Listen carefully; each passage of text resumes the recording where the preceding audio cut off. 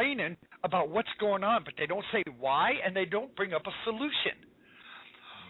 But there's a clear solution here. Why has global warming been shoved under the table? Global warming went from global warming to climate change because the global warming thing was proven to be wrong. Okay, then it went to climate change, man-made climate change. Well, that's been pretty much kicked to the curb. Why? It's because people became united on this. They knew it was a bunch of baloney from the very beginning. And everybody united and said, stop feeding us this crap, because this is all crap. Stop it. Because we know it's not true. Okay, so all of this is dumbed down to the point where it's not really an issue anymore. People are not going to accept this crap.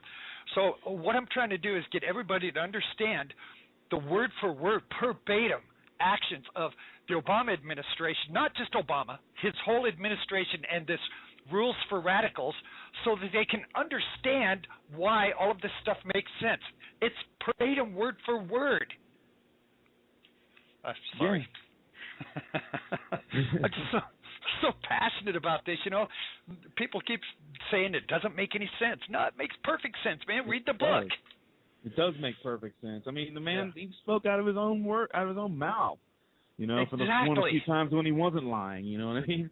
But, I mean, one of the parts that enrages me, I'm very logical. If you just do the math, I have no doubt in my mind, I've never seen any study done, but I have no doubt in my mind that if you took all the taxpayers in this country and listed them by whether they were conservative or liberal, left or right, whatever you want to call it, I say conservative and liberal. I'm a conservative. And I think that the vast majority of the people paying any taxes in this country would be conservative people paying most of the taxes in this country. And if you think about this logically, these people are manipulating it so that we are literally financing our own demise. Exactly. That's exactly right. Bob, that's exactly right. You hit it right on the head. Yeah, because their constituency is going to be everybody on food stamps and on welfare or whatever, Yes. And most of those people don't have day jobs where they're getting, taxable income or whatever. Well, the only problem with that is at some point they're going to run out of people that are paying the bill. Right. Where it's not going to be enough. That's when that chaos kicks in that he's talking about. That's when you get the situation like Greece, that people have been accustomed to the handouts. They think that this is their right because they never knew any other way. So they're accustomed to it, and they feel that it's supposed to be like this at all times. And then when you cut it off, they get angry about it. That's what you see all these riots in Greece and Spain about and that's a strategy, Bob. That's a strategy. They know exactly why that's going to happen, because it's just like anything else. If you give a baby a bottle and the baby's drinking the bottle, and then you take it away from them, they start crying. They say, "Give me my bottle back.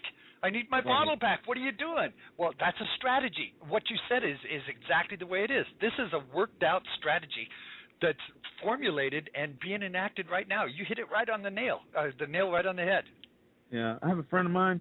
He's a very, he's a good guy. Basically, he's just very misdirected politically. He's a liberal. He worked for the Democrat Party up on Capitol Hill, and a couple guys were having a debate about this sequester thing, about how they were making such a big deal out of it about a month or two ago, whenever it was, and they were saying, well, somebody was saying they should cut this or do that, and blah blah blah, and then my friend said it. He's the only liberal who I've ever heard say this. Because when other people say this, like when conservatives say this to liberals, they get mad. But he actually said it. Well, the Democrats have been developing or nurturing or trying to expand the quote-unquote welfare state for over 50 years. Why would they want to give anything back now? There you have it. He's out of right. the mouth of, an insider. Yeah. I couldn't believe he said it. Right. I couldn't believe I said it. I'm like, Paul, wow, when we say that to you guys get mad. Yeah. Yeah. Well, I hope that at some point people will stop complaining about what's going on and start explaining why and what the solution is.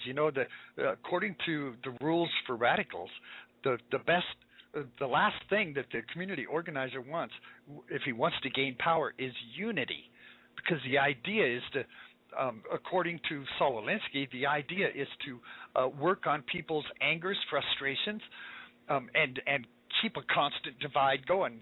Recently when he brought up the gun bill, trying to restrict guns, what did Obama do? He hops on Air Force One and he starts flying around to all of the states where he has massive amounts of supporters. And according to Saul Alinsky, what you have to do is turn everything into a moral issue. That's what he did. He flew to all of these states and he fired up his base to polarize his base. And he said, this is a moral issue. You got to do this because kids are being killed. It's the right thing to do. And this was straight out of Rules for Radicals. And he got on Air Force One and went to all of these places to do exactly what the book says, to personalize and polarize it. And that's what he did. He's firing up his base. He's constantly driving these wedges, and he's keeping a fight going. Before one fight has a chance to die down, he starts another one. Before the birth control thing with the Catholic Church started to die down, he fired up another one. Gay marriage, before that had a chance, he fired up gun control. Before that had a chance to die down, he fired up another one. He's firing up another one, because he's constantly driving a wedge until one of these turns into the crisis that's going to allow him to grab the power that he wants. Yeah, it's that classic, The Art of War by Sun Tzu, 2,000 years ago, whatever it is. There's divide a great example there. Yeah, divide and conquer. Yeah, that's absolutely right. I play that little clip all of the time. Divide and conquer is the motto. Yeah. What timing, huh? That's exactly what it is. Exactly what it is. And that's the whole basis behind Saul Alinsky's book in the first place. And it just kind of it irks me that Obama was so engrossed in Saul Alinsky that he taught Saul Alinsky rules and methods as a professor. He knows this like the back of his hand. He was a teacher of it. So it's no surprise that he comes out now and is able to implement this with a bully pulpit, a national, worldwide bully pulpit, and he's able to initiate all of this stuff and be so effective at it. Yeah. He's got a lot of operatives in his corner, though. You can't forget them. You got the media that they basically, they got caught with their pants down. You heard of I know you have, journalist, the email list of a bunch of left-wing journalists that kind of got together and coordinated their message of the day or the week. They coordinated who they were going to attack, what the message was going to be. Absolutely. Well, the news is not like it used to be. Back in the day, it was the person that was reporting it was the one that went out and dug up the story and developed it and brought it as news. But all of these news medias now are owned by corporations who dictate what the news is, and they take them out to these people who are talking heads, and they hand them this and say, here's the news, report it. And they say, well, this is not exactly true. Well, you either do it or we'll get someone else in here who will. Because they're just talking heads, they're reporting news that's given to them. These people are not developing these stories. They're not digging it up. They're reading what they're told is news.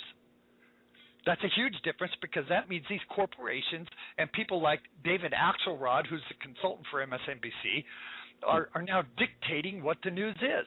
It's propaganda. Well, Obama's administration, again, Anita Dunn, quote, "We controlled the media." Yeah. What more does anybody need to know? And you have a guy named David Boardman, who's the executive editor at the Seattle Times newspaper. There was a case when Carrborough was announcing his resignation when Bush was still in the White House. Mm-hmm. You had people in the actual newsroom itself cheering the resignation speech, because they were a bunch of leftist liberals. And there was, unfortunately for them, there was a guest in the house who witnessed this, and so it kind of the curtain got pulled back, and they were exposed. Well, the executive director had to send out emails to all his people saying, we can't have this stuff, blah, blah, blah. And he went on to say, quote, if we wore our politics on our sleeves, I have no doubt that the majority of news people would be wearing blue sleeves, meaning Democrats. And he says that activism and social activism is the main one of the primary driving forces for people to get into journalism. So that tells you something right then and there. They're activists. These are propaganda operatives, clearly. Yeah. Well, and I think it's becoming more evident because people are walking away from that. Yeah. I mean, they're losing money. They're losing money. And, this would also explain, in my opinion, why they're allowing things like the Occupy movement, which was based in another country. I mean, it was started in another country.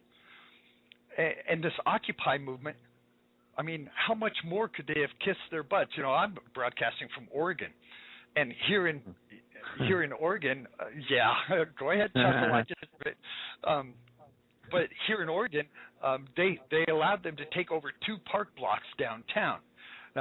These people turned these 2 park blocks, these nice little blocks, that were parks in downtown Portland, and they turned them into just a festering sewer. Right. And they let them do this for almost a month before they finally moved in and tried to talk them out of it. I mean, they did it because this is part of the agenda of the constant agitation. This is constant agitation.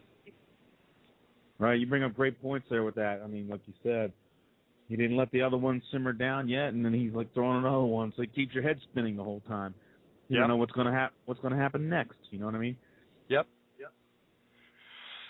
Yeah, keeps you on the defensive. It's just like analogy of a sports game. If you're playing football and your coach is calling plays right after the other, it's like keeping the defense off balance all the time. You just go right down the field and score on them because they don't know which play you're going to call next. You got them so confused, and that's what they're trying to do, like you say.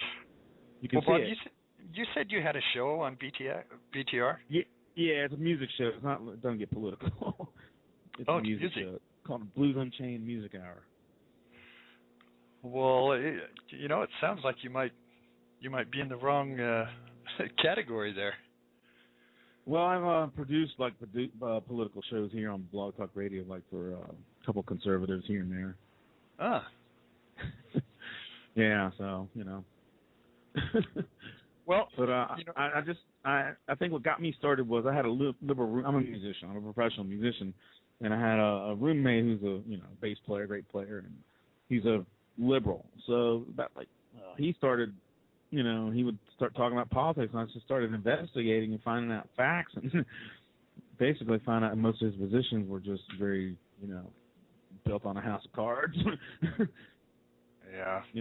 But he got me to actually investigate and find out the truth for myself, and what I've basically come across just. From a point of view of common sense, just points to liberalism being a total cancer on America. Well, they're being very successful only because of this indoctrination system that they have this. While you're still on the phone here, let me share one of these passages out of the Rules for Radicals. And this is a quote. It says, "Change is brought about through relentless agitation and troublemaking of a kind that radically disrupts society as it is. It says, an organizer's passion for radical change, he must do his best to stir up dissatisfaction and discontent. He must agitate to the point of conflict. The organizer dramatizes injustices and engages in troublemaking by stirring up those angers, frustrations, and resentments that will eventuate in the disorganization of the old and the organization of the new. He's determined to give his rise to such confusion and fear as much as possible." Now, is this not what Obama is doing, his organization? Oh, yeah. I mean, I think it goes even deeper than that. I think they've already made lists. I know they have. Now, one of the first things communists will do, again, we talked about this earlier, they'll consolidate their power, or get rid of their enemies as soon as they can, their reasonable time, as much as they can. Just prime example is the Battle of Hue in Vietnam during the war. The communists had already made their list, and when Tet Offensive broke out, they rounded up all the people on the list who'd been collaborating with Americans. These are a bunch of civilians, doctors, lawyers, whatever. marched them out of the city, murdered them, buried them in mass graves. Yes. They made their lists. Well, we already know